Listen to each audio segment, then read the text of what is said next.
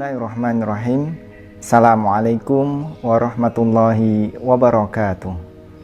Innal hamdalillah nahmaduhu wa nasta'inuhu wa nastaghfiruh wa na'udzu billahi min shururi anfusina wa min sayyiati a'malina. May yahdihillahu fala mudhillalah wa may yudlil fala hadiyalah. Wa asyhadu an la ilaha illallah wahdahu la syarikalah wa asyhadu anna Muhammadan abduhu wa rasuluh. Sahabat yang dimuliakan oleh Allah Subhanahu wa taala, para pemirsa, para pendidik, para orang tua dan orang-orang yang menginginkan generasi penerus lebih baik daripada generasi kita hari ini. Mudah-mudahan Allah Subhanahu wa taala masih memberikan taufik dan hidayahnya kepada kita semuanya untuk kita bisa tetap istiqomah berada di jalur pendidikan ini, sehingga mudah-mudahan dengan keistiqomahan itu kita nantinya menghadap kepada Allah Subhanahu wa taala dalam keadaan kita membawa amalan investasi yang terbaik, yaitu kita bisa mendeliver, kita bisa mentransfer, kita bisa memberikan ilmu yang bermanfaat kepada orang sebanyak-banyaknya, sehingga itu menjadi amal jariah kita yang tidak terputus pahalanya meskipun kita sudah meninggal dunia, insya Allah. Amin Allahumma amin. Kali ini kita akan masuk pada pembahasan yang ke-21, yaitu Rasulullah Shallallahu Alaihi Wasallam mengajukan pertanyaan kepada para murid-muridnya atau kepada para sahabatnya. Dan ini adalah metode bertanya. Metode bertanya ada banyak sekali manfaatnya, dan ini dibuktikan dalam catatan sirah nabawiyah Sallallahu Alaihi Wasallam yang mulia, dan kita akan ambilkan cuplikannya beberapa pada kesempatan kali ini. Salah satunya adalah dari Imam Al-Bukhari rahimahullahu ta'ala. Beliau meriwayatkan dari Ibnu Umar, Rasulullah Sallallahu Alaihi Wasallam bersabda, sesungguhnya di antara pepohonan terdapat satu pohon yang daun-daunnya tidak berguran, dan pohon itu adalah perumpamaan seorang muslim. Beritahukanlah kepadaku apakah pohon itu. Maka para sahabat kemudian berpikir atas pertanyaan Rasulullah Sallallahu Alaihi Wasallam tersebut. Ada yang memikirkan tentang pohon yang tumbuh di padang pasir. Maka Abdullah bin Umar menyampaikan, terfikirkan olehku bahwasanya pohon itu adalah pohon kurma, namun aku merasa malu untuk mengungkapkannya. Kemudian para sahabat yang lainnya, sahabat-sahabat yang lebih tua, lebih besar, lebih senior daripada beliau berkata, sampaikanlah kepada kami, pohon apakah itu wahai Rasulullah?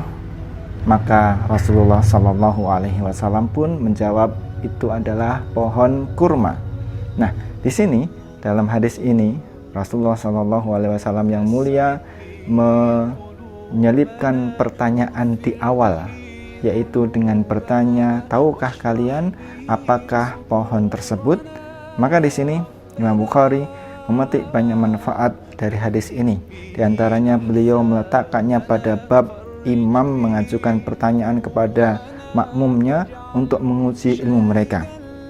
Al-Alamah Al-Aini menjelaskan hadis ini sebagai berikut, bahwasanya hadis ini mengandung keterangan bahwasanya seorang guru dianjurkan untuk mengajukan pertanyaan kepada murid-muridnya untuk menguji pemahaman dan memotivasi mereka agar mau berpikir.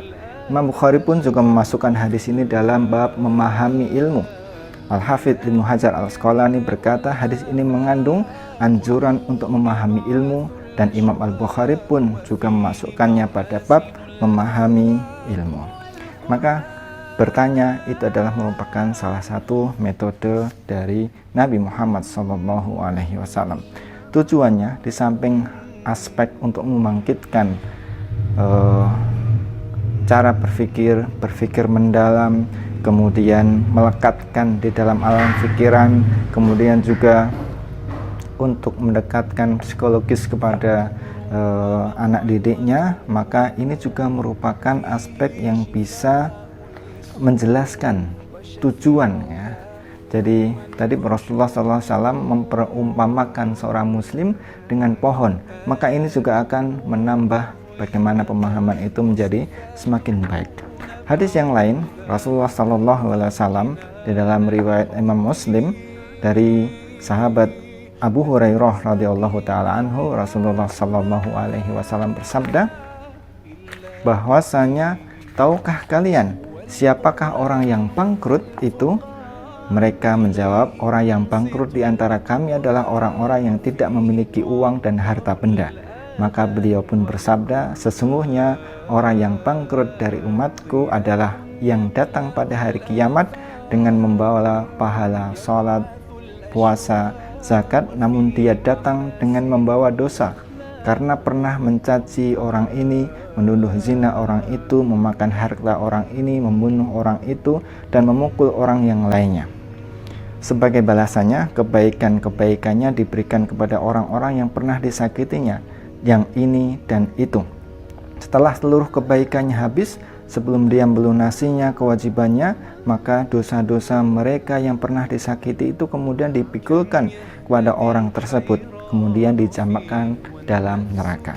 Maka di sini Rasulullah SAW pun juga memulai pengajarannya, membangkitkan kognitif dan daya nalar para sahabat dengan pertanyaan, siapakah orang yang bangkrut?